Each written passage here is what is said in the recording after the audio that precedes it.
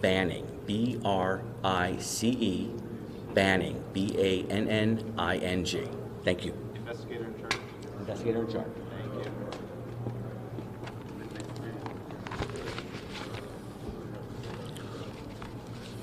Thank you. Let me just start with, whenever we began our first press conference, I guess 2 or 3 days ago, we gave the condolences to the families of the 67 victims in this accident. And tonight, we also need to give the condolences to yet another set of individuals due to the Philadelphia crash. Our hearts go out to all of them. Nobody should suffer this much tragedy, no matter what time frame in between it. But know this, we will find out what happened in both of those accidents. We'll make recommendations, and we will attempt to never have to deal with those type of accidents again. I want to give you just a couple of facts right off the bat, just in case there's any questions. Last year, the NTSB investigated across all modes 1,288 different events. Aviation accounted for 1,204 of those. We currently have open 1,145 investigations in aviation. Last year, we had multiple accidents with 6 or more fatalities. Across all of our modes, which are primarily aviation, we dealt with 343 fatalities. We currently have open 1,100 recommendations, and in aviation, there are 283 that are still pending. The team that is working on this crash at DCA collectively has over 350 years of seniority with the NTSB. We will find out what happened, and we will do everything we can to prevent it. But I don't want anyone to think, because we are working 2 accidents, this is what we do. Week in and week out. Just today, a lot more people are paying attention to it. I want to take an opportunity to introduce Bryce Banning. He hasn't really spoken the last couple of times, but he's been working hard and putting together a lot of information. Bryce joined the NTSB in 2012 as a senior aircraft investigator. He's been the investigator in charge on hundreds of aircraft investigations. He's an airline transport pilot with commercial privileges for single-engine land and sea, certified flight instructor, multi-engine instructor, and instrument instructor. He's also a certified airframe and power plant mechanic. Bryce has accumulated over 8,000 hours of flight time in all types of aircraft, ranging from Pipers to Navajos, King Airs, and Lear. He's served in multiple management positions for multiple airlines, and he has been leading this team since the inception. He's going to brief you on some details that we have, and then we'll come back with some additional details.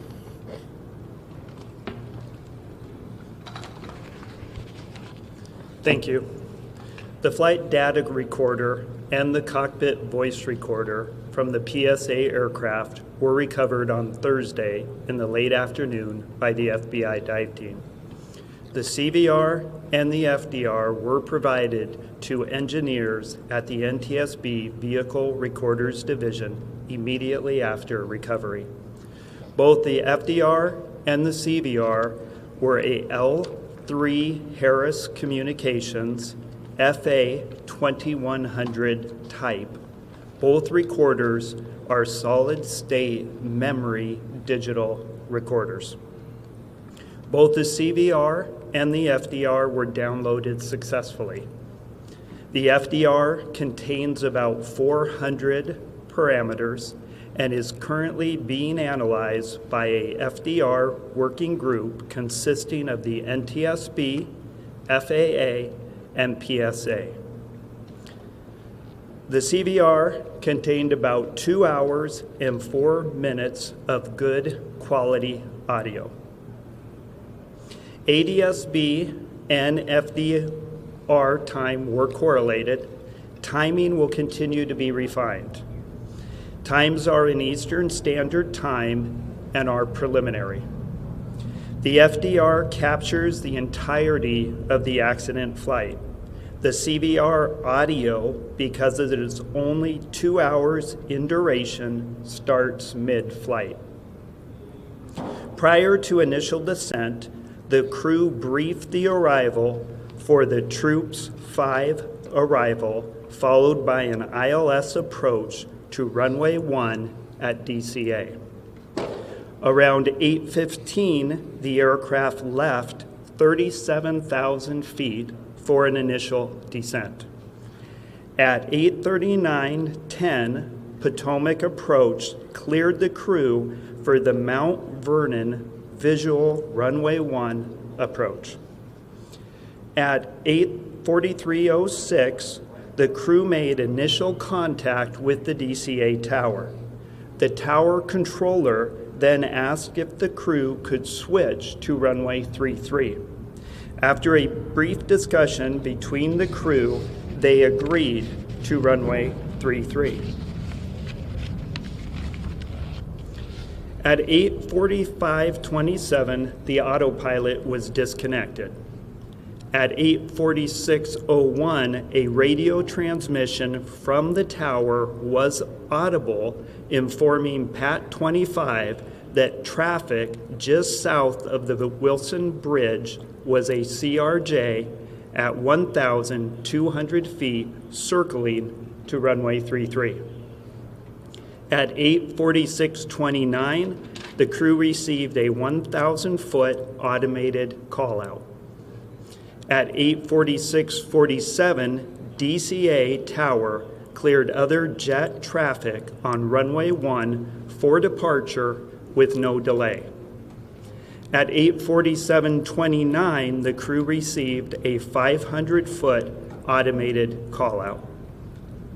At 8:47:39, a radio transmission from the tower was audible asking Pat 25 if the CRJ was in sight.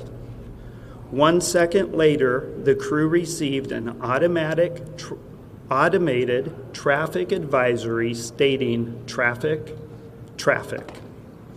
At 8:47:42, a radio transmission from the tower was audible, directing Pat 25 to pass behind the CRJ. At 8:47:58, the crew had a verbal reaction, and FDR data showed the airplane beginning to increase its pitch. Sounds of impact were audible about 1 second later, followed by the end of the recording. A CVR group consisting of party representatives from the NTSB, PSA, ALPA, and the FAA has been convened. The group is currently working to transcribe the entirety of the CVR recording verbatim. Thank you. We will take some questions at the end, but we have some additional details we definitely want to brief you on today.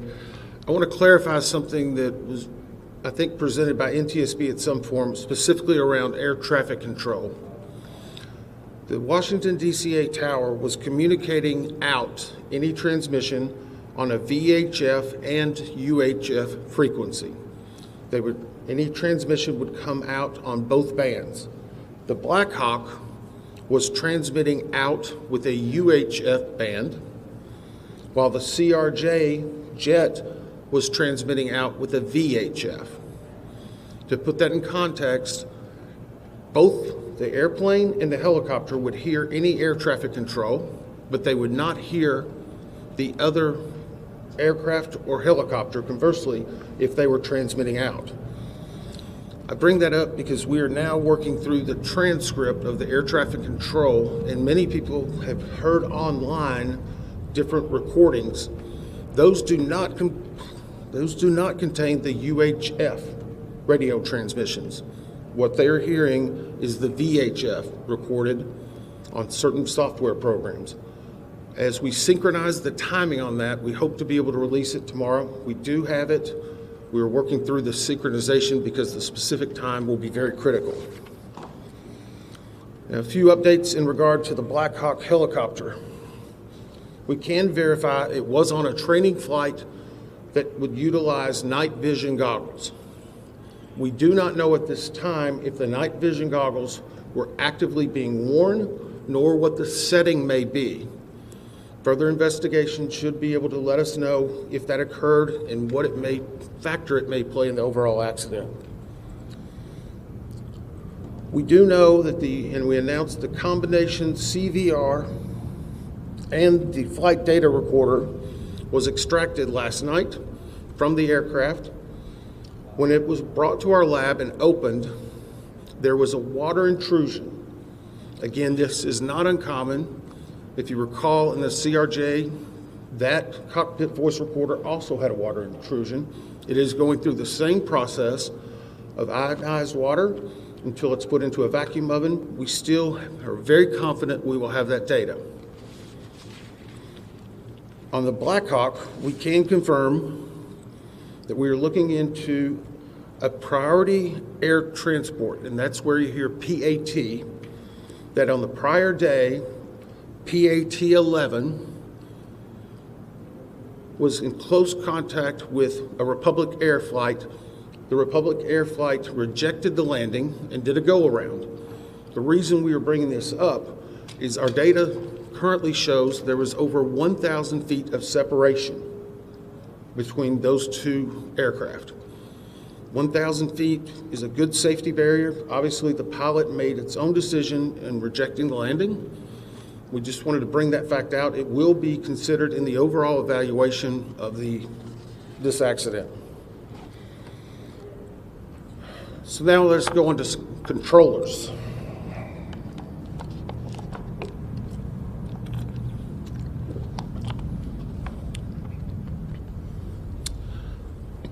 At the time of the accident, there were 5 controllers in the air traffic control tower cab at DCA.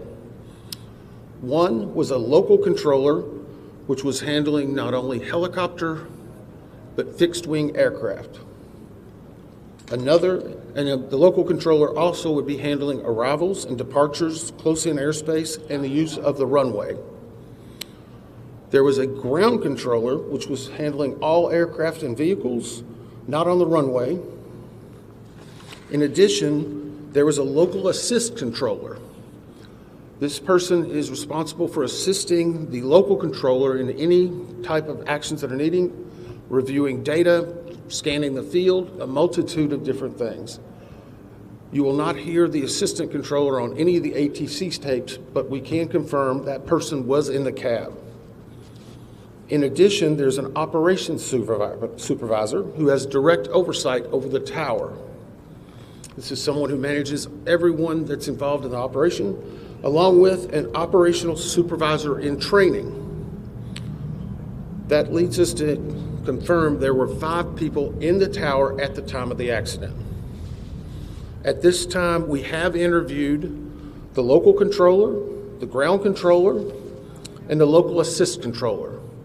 We anticipate having the interviews with the operations supervisor and the supervisor in training conducted no later than Monday evening. And for a little bit of context, this is a controller's worst nightmare. It hits everyone that works in that cab and knows them very hard. These interviews take a long time, not because there's that much talking, but there's several breaks that occur for emotions, just to be able to compose themselves to talk about what happened.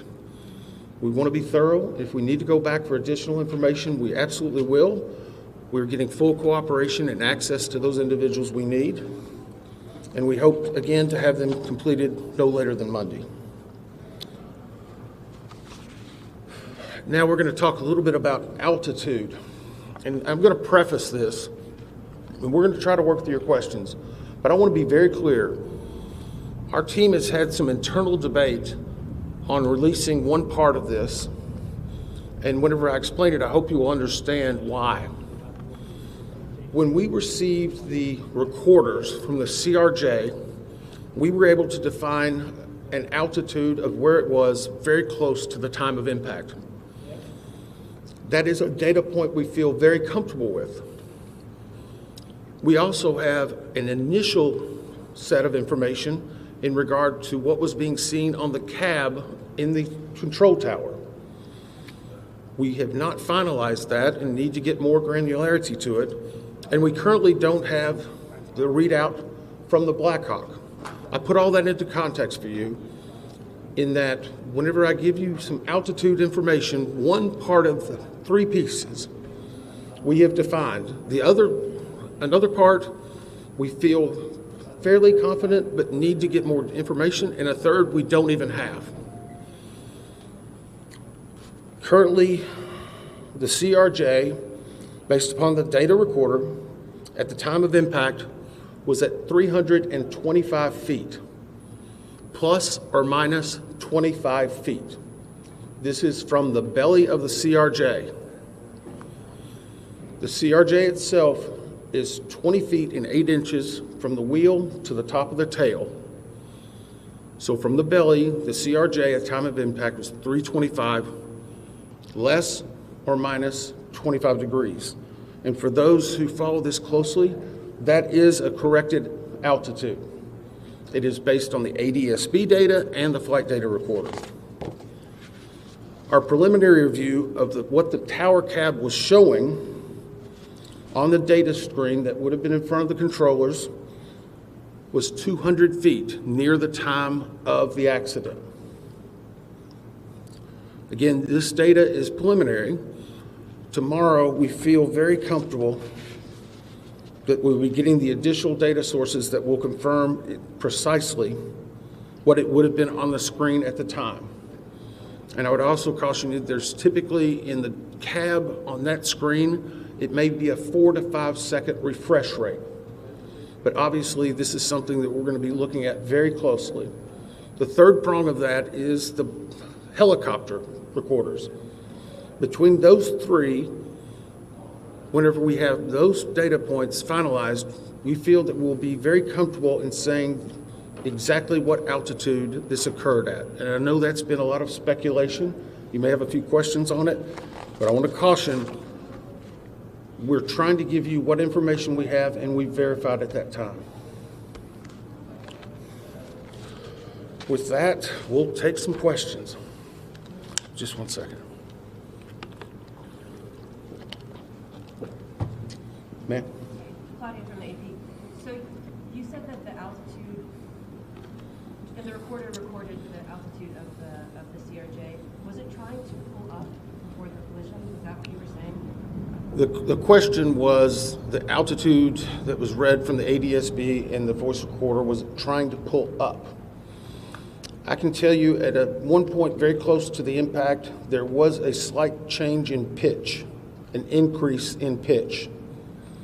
That is something that we will get you more detail on, but it was an indication of an increase in pitch.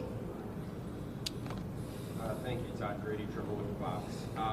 So are you also saying that there was a 100-foot discrepancy between what the air traffic controller was seeing on the screen in front of them and what the height, the altitude of the plane? There was a 100 feet difference? So the question is, was there a 100 feet difference between what we found the plane to be operating at and the air traffic control tower?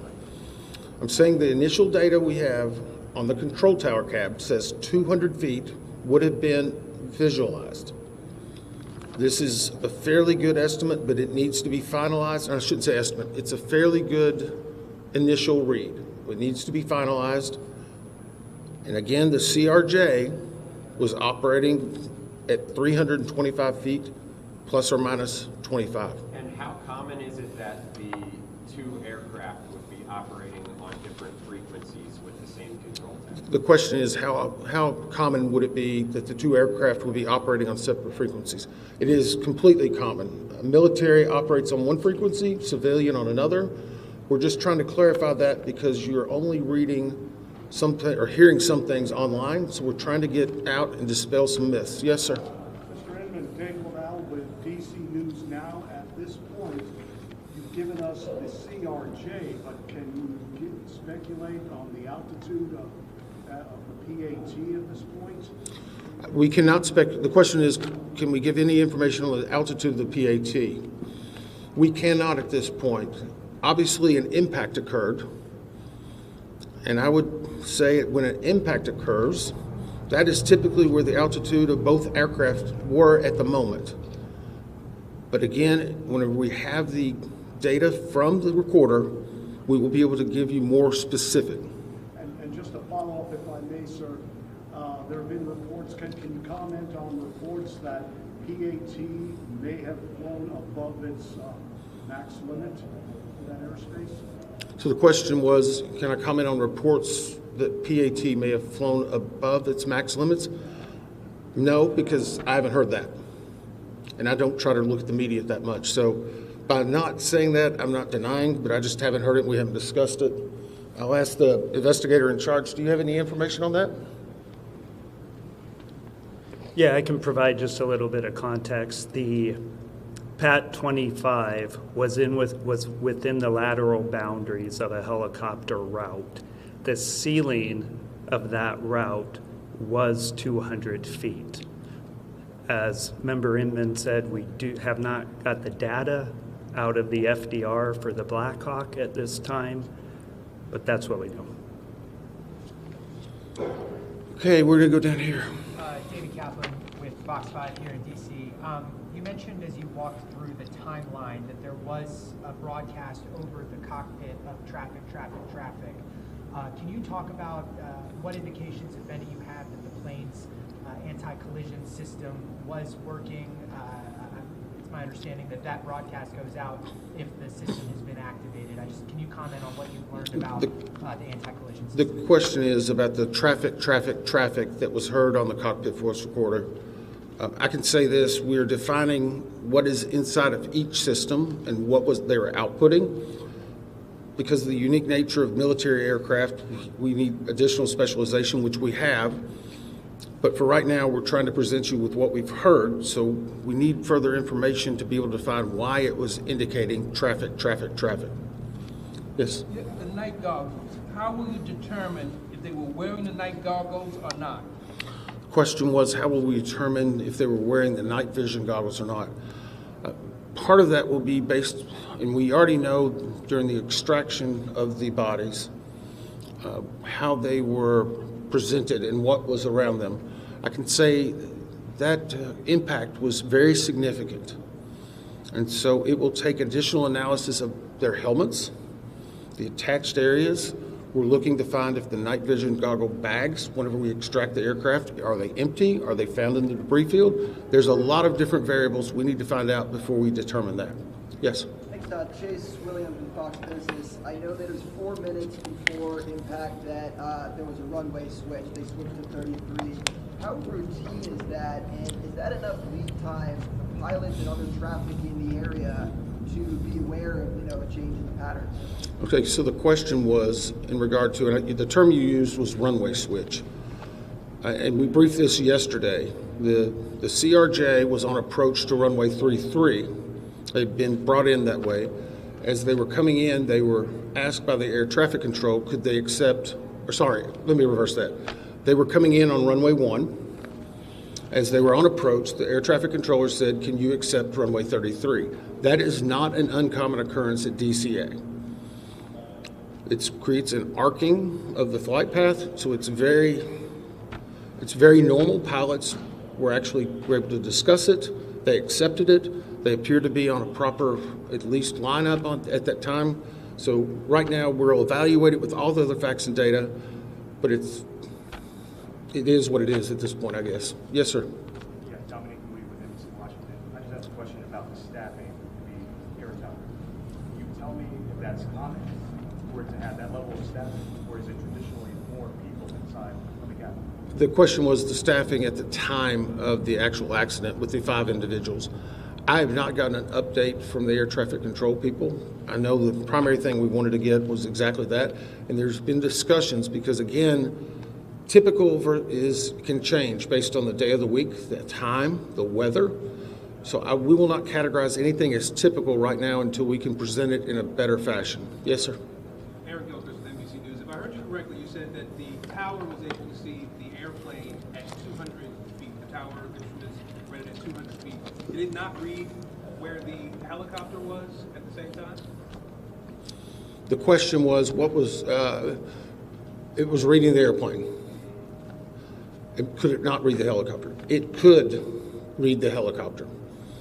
And the reason why I'm saying it could, and this is again getting into more specific information, the definition that's needed for us to evaluate that further will be downloaded tomorrow. Do you want to answer a little bit on how those control towers, or I'm happy to continue. Okay.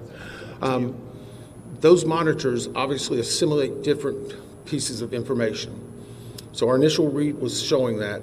We're giving you the 200 feet as indicative of the CRJ. I don't want to speculate specifically on the Blackhawk. Sorry, it's reversed, right? Come on.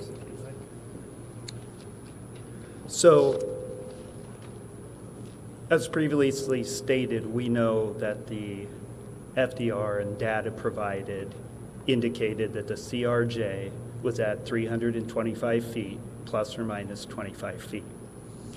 We also, initial preliminary data right now indicates that on the tower's radar scope that was available to the controller, initial data indicates that he may have seen 200 feet. That needs to be verified. Our ATC group is working it. We will have more data available, but those are the initial indications. And no indication for the Blackhawk though on that screen at that same time? The data that I'm talking about, the 200-foot data that would have been available on that radar scope, that was the Blackhawk. The 325-foot that we've given you is ADSB data, FDR data, other data combined to get a accurate altitude of the CRJ, 325 plus or minus 25. The radar data, where that helicopter is down at 200 feet, it has less fidelity. So our team is looking into that, but I think it's important to note that this is a complex investigation. There's a lot of pieces here. Our team is working very hard to gather this data, make sure we, as Member Inman has said, understand why this happened. Sorry, Bryce, can I just... Hang on, I'll call on people. Yes, ma'am. Can you just confirm what your colleague just said, that the CRJ was showing at 375 feet and the Blackhawk was showing at 200? So the question again, and I'm going to try to say this one more time. The CRJ at the time of impact, based on ADSB data and the voice and the data and the flight recorder, shows that that airplane was positioned at 325 feet plus or minus 25 feet. On the radar scope in the cab, our preliminary review shows that the Blackhawk helicopter would have visualized at 200 feet. It's not as defined. That is preliminary. We will get more significant information. We wanted to present the 325 plus or minus because we knew that. We have good certainty with it, but without presenting it with the radar scope information or with presenting that, it could cause some conflict. So I'm going to be very careful to make sure we still have a lot more work to do. These are one of thousands of data points and will be hundreds of thousands of pages. We're trying to release the information as we know it and make sure we're giving the best information that's accurate and learning from it. Yep. Ruben, yesterday you talked about spending time with some of the victims' families. Can you describe any sort of update today with them? Well, the question is about spending time with the members' families. Yeah, I spent several hours with them today. There's more, some new. There's some that have been there for 3 days. There's some that want to give us hugs. There's some that are just mad and angry. They're just all hurt, and they still want answers, and we want to give them answers. And the most devastating thing, I guess, today was they watched the news last night. They know their loved ones were recovering. They're thinking, is it going to take longer? Am I not going to be finding my loved one? How will this affect it? That's hard. I mean, it's horrible. It's horrible. And no one should suffer this. So yeah, it is hard on them. They have a lot of questions. They haven't been through this. Unfortunately, we have a lot of experts. We've done 1,000, but that doesn't mean it's not completely new to them. What's really horrible, though, is that these things are happening. You know, I keep a challenge coin. Whenever I first got to the NTSB, they asked, you know, it's a challenge coin you hand to people as a sign of gratitude and respect. In front of it has the seal and the name. I said, what do you want to put on the back? This was on the front door of our training center where the TW-800 was for many years. From tragedy, we draw knowledge to improve the safety for us all. That's what we're doing right now. We're dealing with tragedy, but we need to improve safety. We need 200 plus recommendations fixed. We need people to take action. Unfortunately, at some point, all of you are going to be gone. We're still going to have the investigation open. We're going to make recommendations. We go to East Palestine, a community that gets devastated. Still nothing's happened. We have several hundred recommendations open for aviation. You want to do something about it? Adopt the recommendation of the NTSB. You'll save lives. Get off and do something. I don't want to have to meet with another set of those parents like that again. It's not fair. Could be your family. Sorry, I didn't mean to take it out on you. It's just hard. Sorry. Yeah. I have two, and I just want to follow up because I want to make sure I understand the elevation question correctly. The flight data recorder on the CRJ is showing 325 plus or minus 25. That's correct, right? The question is, and I apologize, I've said this 3 or 4 times, on the CRJ, the flight data recorder that has been localized from the ADSB data and other is showing the time of impact. It was at 325 plus or minus 25 feet. Okay. The 200 feet inside of the air traffic control cab was for the helicopter. Is that the question again? What the preliminary data that we have not validated yet and are still trying to verify was that the radar scope was showing the helicopter at 200 feet. Now again, you can have, we're not saying plus or minus because we don't really know that. It's not as granular.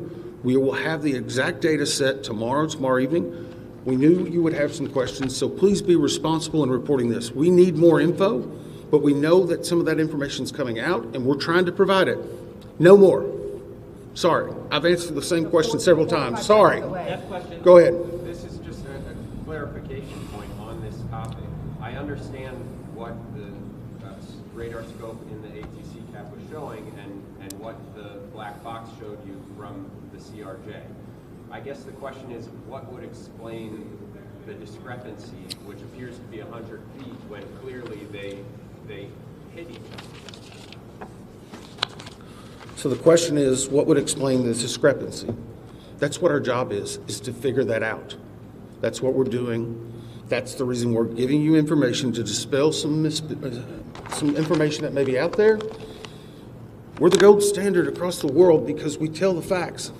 And sometimes we have to give a little bit something preliminary so that you don't have an improper picture. That's what we're trying to do. Thank you. Thank you very much.